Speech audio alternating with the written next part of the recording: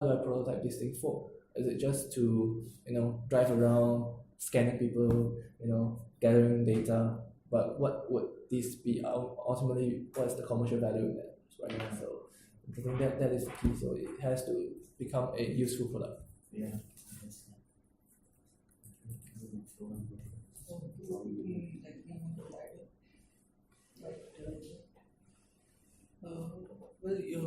I just read that you are a distributor for LiDAR. Mm. So, like, one of the technologies we are focusing on is LiDAR. That one. I feel quite limited on LiDAR, but we sell, but I'm still learning that in details. Okay. I will try to We answer the just question. want to know about it from the commercial viewpoint. Can I just? Yeah, sure. Thank you. Okay, so how it works. Okay, so what we know is that for solid state LiDAR, market is going to price very high. And currently, most of the companies we have seen are working on mechanical LiDARs. Like SICK and Hope still have mechanical LiDARs, and the LiDARs are very costly as such. So one of the pain points we recognize for LiDAR is that the cost.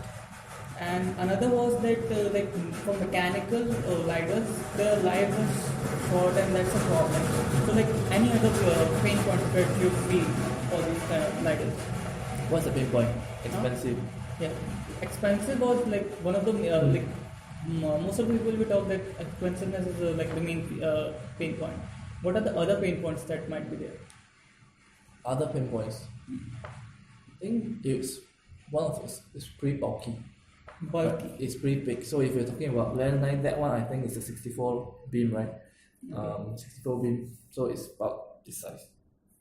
Okay. Yeah, so it's bulky. So if you put it onto a car, so as you know, you've seen those autonomous cars going past, right? Okay. So they have those things, that thing on top, and you can obviously see that it's a LiDAR on top. Okay. So it's for autonomous vehicles. I would say most people wouldn't buy a car with a LiDAR back on top. Okay. So it's a pain point in the sense that it's very obtrusive and it's obvious. So it's aesthetically for this industry, autonomous mobiles, it's a downside. For like autonomous mobile robots, indoor mobile robots, what about them? What are the like pain points in them? But because the LiDAR we are our researchers are working on is like they hope that it would be under $100, and $100 LiDAR. and they are saying that like about it would have like there is an angle, right? So it would be about 60 degree. So like how is it in your perspective? It's an on-chip LiDAR, so it would be very small. 60 degrees forward. 60 degree, that angle which you have for scanning or something. Then you can just get a mechanical LiDAR. You can get a solid state LiDAR with that kind of. You can get probably for $100, $200. So we already have low end that. ones. Yeah. So the researcher is looking on the solid state LiDAR. Yeah, right. Yeah, he's Because looking on the solid state. this one, I mean, the mechanical ones usually is 360 ones, Yeah. and then they pan up down with a degree of about 30 degrees. Yeah. So like, could you tell us what would be the main pain points and what should the researchers work on to improve that LiDAR? To improve the LiDAR. What technologies they should focus on? What kind of? Okay. So from a technology perspective, so the mainstream one is mechanical LiDAR, where they do mirrors, turning rotation, and they do beams and they reflect light. And then the mechanical ones basically they use MEMS to do the similar stuff, but it's mostly facing a certain angle, right? So those science things, to be honest, I also don't know what is the best way forward. But I think solid state LiDAR is the way forward, at least for autonomous cars. Autonomous. Yeah, at least because you mentioned autonomous car there, so I was like thinking at least for autonomous cars, the solid state LiDAR would be a very good alternative because it's cheap, and it's very effective short range, and it's quite it's more than enough for that purpose. Okay. Yeah. So like in $100, do you think that for doing further research on them is what's the standard of their research? I wanted to know. I would say these are the things. These are the lidars we search from the market. So we were just comparing where does our research stand for stands. So they are just working on components to get a lidar under $100 and which would have a 60-degree angle or something. So we already have these lidars. So is it worth it to further this research on, or is it already in the market and we don't think we should pursue it? So the thing about it is that, for example, Conergy S3 and Conergy S3 is not it is I think they are really showcased it during last year's I think last year this year. They already showcased it last year and they're saying this year they will mass produce and they will be selling it under 250, right? So that is actually, I would say, is the market leader. Once they are out in the market, they will be the market leader.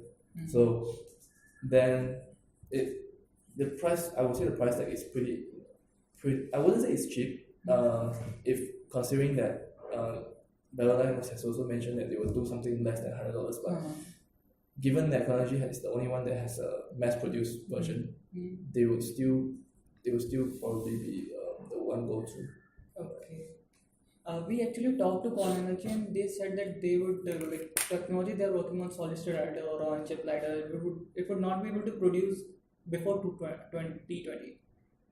We asked them about it, similar technology, not exactly similar. We don't know exactly what they're doing, but something similar would be about 2020. And I also talked to Ladder Tech, and they told they are mostly working on autonomous industry, for the outdoor cars. Our lidar is basically for the indoor navigation robots. So because it's a short range lidar, not a long range lidar, and so they also said that it would be not before 2020. They would be they are focusing on automotive industries, not for the industry. So it would be available only after 2 years. So do you think that there's a market for this product? What our PIs are working on, what our researchers are working on? For autonomous vehicles or indoor? For indoor, because they are working on indoor navigation. That's for that. If it's indoors, then you could go low end and get the 2D ones. You don't even need a 3D solid state. So they should develop it. We already have it in the market. So yeah, it's already available in the market. So other companies like SICK, they also have very good leaders, 2D leaders, and it's not that expensive. So they are on mechanical side, right? Yes. Okay. Yeah, and the size is relatively small, so those are already available. So, and I don't think there's a purpose of enhancing it further because the price is already quite cheap.